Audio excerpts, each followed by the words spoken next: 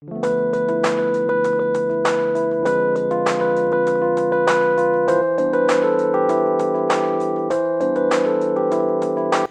everyone, welcome back to my channel. Now you guys probably wondering, why didn't I post a video on Wednesday? Well, I have my own reason. It's because I've been waiting for this package to arrive.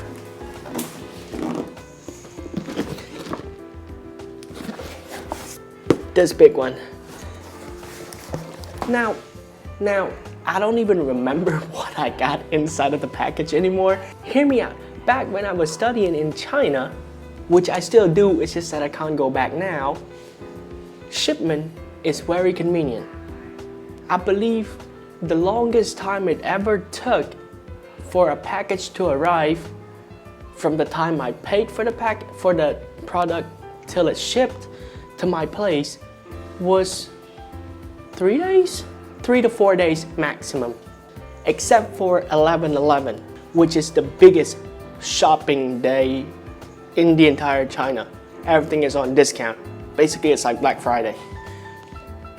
So, on 11/11, it probably should take from 1 week to 2 weeks for things to ship. But normally, it's just 3 to 4 days maximum. And this, right now, since I can't go back to China, I have to wait for 2 weeks. Now, maybe because I got used to the convenience of shipping in China, I don't know how long you guys have to wait for your Etsy or Amazon package to arrive. Do let me know in the comment section below. With that being said, let's get into what's inside here, shall we?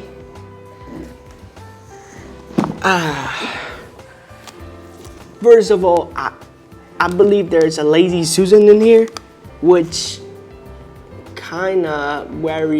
which I doubt it's still working, because look at how the package got bent. Man, this is bad. If it's still working,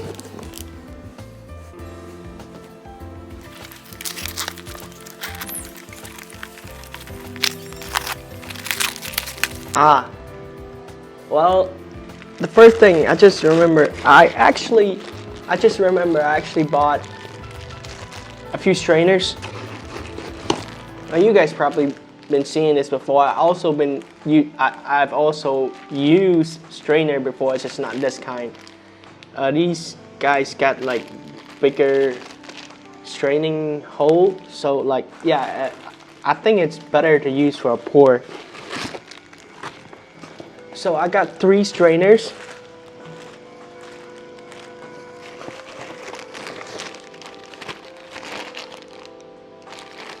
I've been waiting for this to arrive. It's actually like these beads necklace type for the, you know, the pull. I've actually done it before. It's actually came out pretty cool. I'm just gonna put up a photo right here if I can find it. So this arrived. I don't remember how many I bought, but yep. And the final one. Oh wait, there's another strainer. It's here. My bad. And the final piece, the Lazy Susan. Oh, this is pretty big. I didn't know it was this big. Forgot to check the size, but it's fine. Let's see.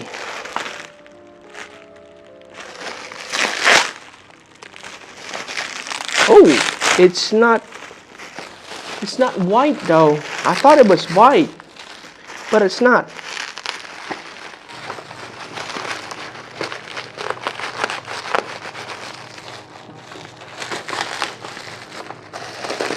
It's of this color, which is weird since it's like grainy and stuff. I don't know if you can see it. I'll film a close-up one in a bit. So this is how the Lazy Susan look. It's not all white. It actually has this grainy on it, which I don't really like. I thought it was all white, but it's fine this way, because anyway it's gonna be dirty and filled with, you know, all sort of acrylic color once we get it going. And yep, to sum it up, I got a Lazy Susan, 4 strainers, and a bunch of these beads necklace. So guys, in today's video we will be doing things a little bit different from what I usually do. What I usually do is that I have me pouring and then I have the music playing in the background. But there's a comment in my last video that says it would be better to have me talking rather than the music. So we're gonna stick to that from now on. In today's video, we will be featuring dark cobalt purple. It's a very beautiful purple, and we all know that purple do really well with pink. So I have this Azo Pink and then white. Now the purple will be the base color. I'm just gonna let you guys know that first. And also there's one extra color. You know me, personally I think that when things goes very smooth, there's gotta be something wrong. There's gotta be a catch to it. So I decided to add this Iridescent Green that is very shiny to sort of add a little bit more depth to the piece.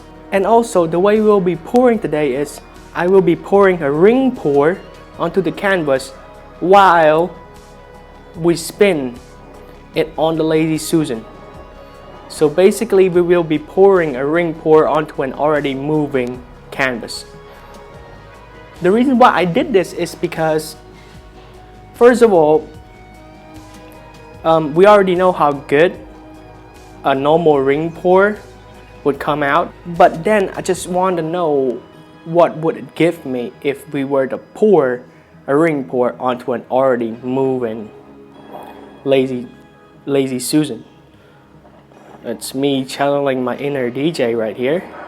So yep, without any further ado, let's get into the pouring part. Oh, and I will be adding a little bit of music still because normally I go silent when I pour, but I will be doing a voiceover later on to, you know, give you guys update throughout the pour. So hope you guys enjoy it.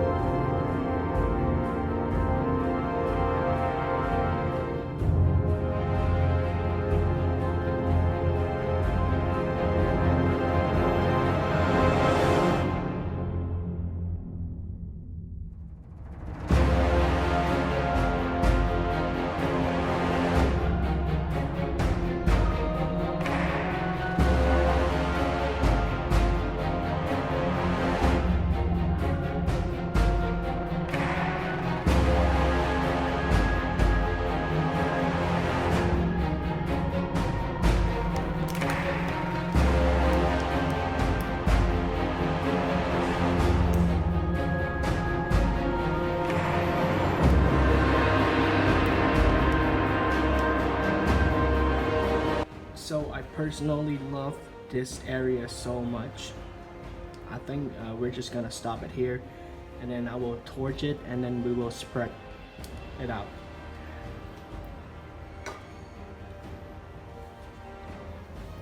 Oh, and by the way guys, one thing I forgot to mention earlier is that the pink, the Azo Pink, the remainder of the purple that I added to the pour cup, and the Iridescent Green also have a tiny drop of silicone oil into it.